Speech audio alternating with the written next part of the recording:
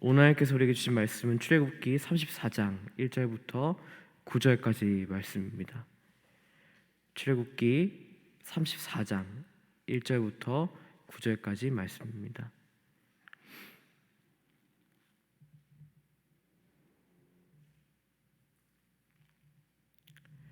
제가 읽겠습니다. 여호와께서 모세에게 이르시되 너는 돌판 둘을 처음 것과 같이 다듬어 만들라. 내가 깨트린 처음 판에 있던 말을 내가 그 판에 쓰리니 아침까지 준비하고 아침에 시내산에 올라와 산 꼭대기에서 내게 보이되 아무도 너와 함께 오르지 말며 온 산에 아무도 나타나지 못하게 하고 양과 소도 산 앞에서 먹지 못하게 하라. 모세가 돌판 둘을 처음 것과 같이 깎아 만들고 아침에 일찍이 일어나 그 두 돌판을 손에 들고 여호와의 명령대로 시내산에 올라가니 여호와께서 구름 가운데 강림하사 그와 함께 거기 서서 여호와의 이름을 선포하실세. 여호와께서 그의 앞으로 지나시며 선포하시되 여호와라 여호와라 자비롭고 은혜롭고 노하기를 더디하고 인자와 진실이 많은 하나님이라. 인자를 천대까지 베풀며 악과 과실과 죄를 용서하리라.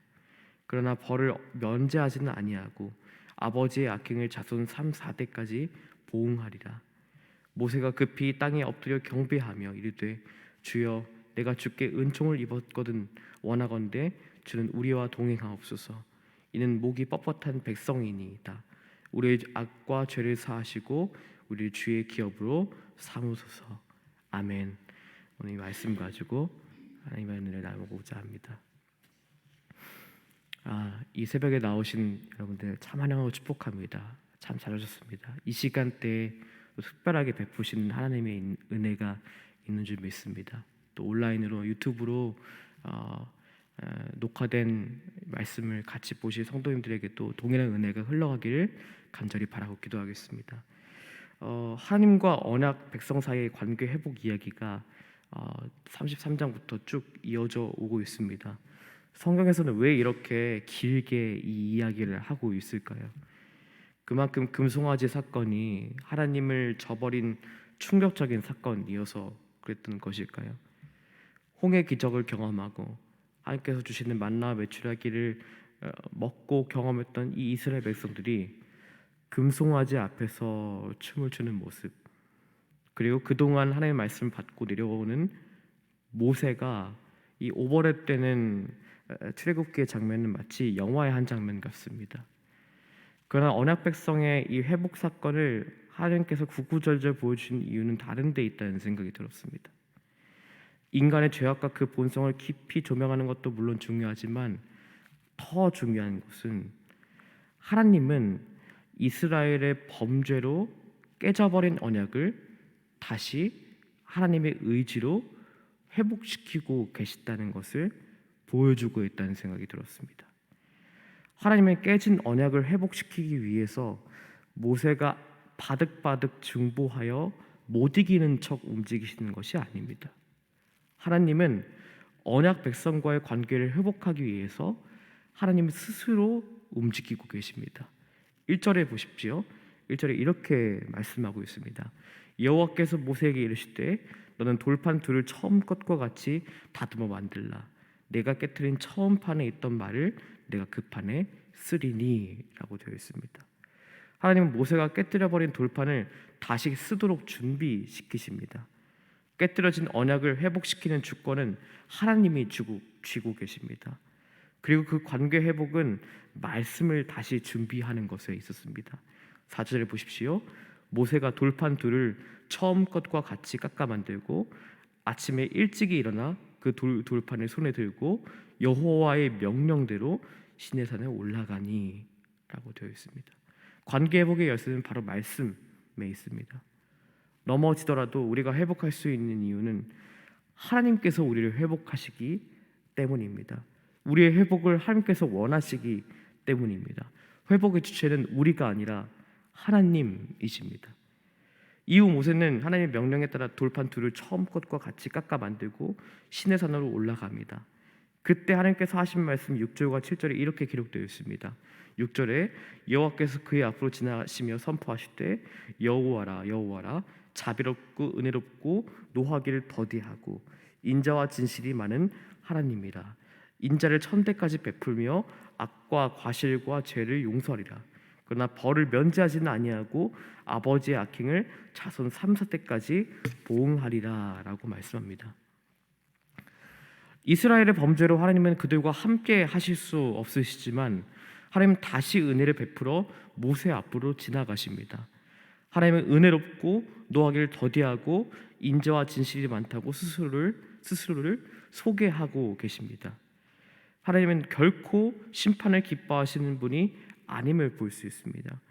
하나님 사실 그 누구보다도 이스라엘 백성과의 관계를 회복하고 싶어 하시는 분이었습니다. 다만 이 죄에 대한 하나님의 태도는 명확합니다. 그들의 악행이 3, 4대에 미칠 것이라고 8절에 이야기하십니다.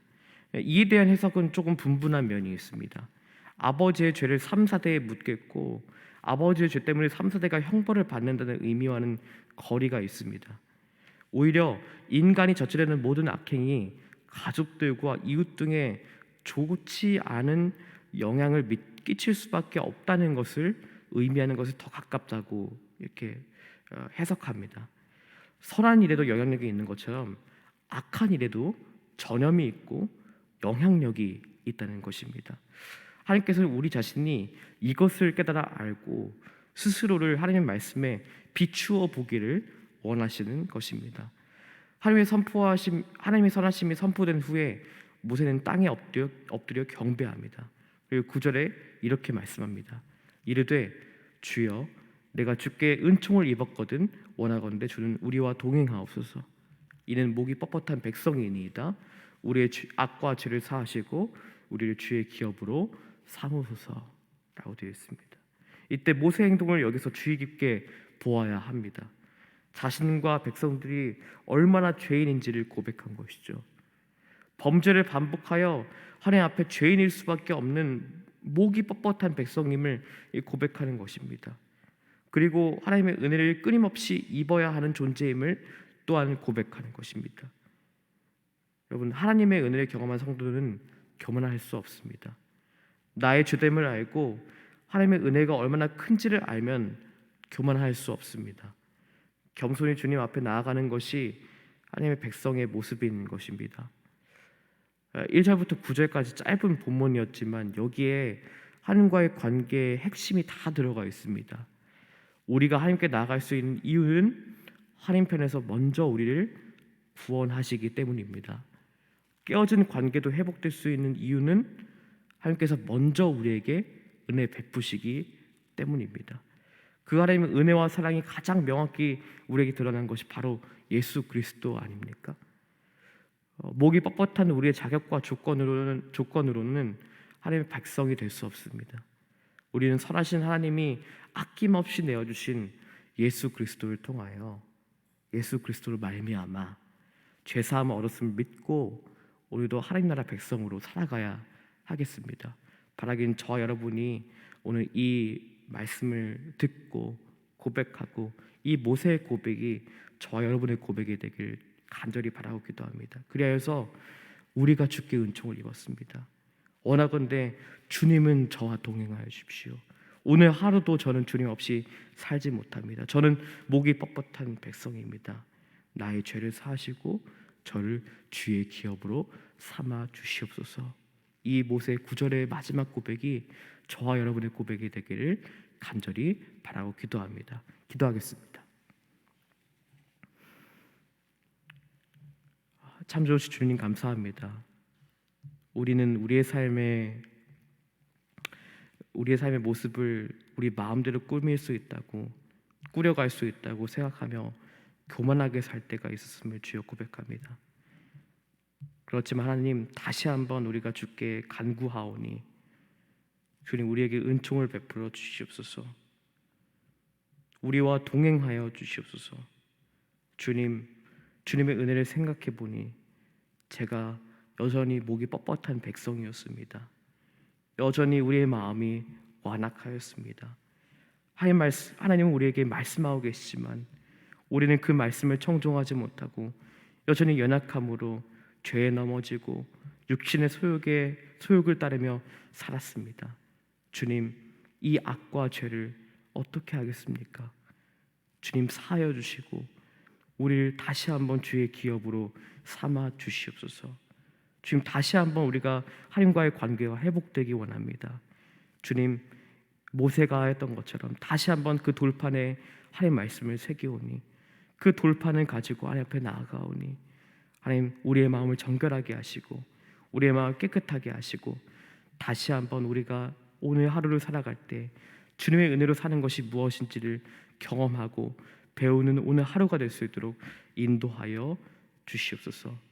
주님, 드려진 예물이 있습니다. 이 예물 위에 주님께서 함께해 주시고 그 드린 손길 위에 주님께서 축복과 은혜와 또 감사를 부어 주시옵소서. 그래서 그 재물이 마르지 아니하게 하시고 그 마음 또한 마르지 아니하게 하셔서 주님께서 베푸신 은혜를 주변에 있는 이들에게 나누며 흘려보내는 이 될 수 있도록 역사하여 주시옵소서.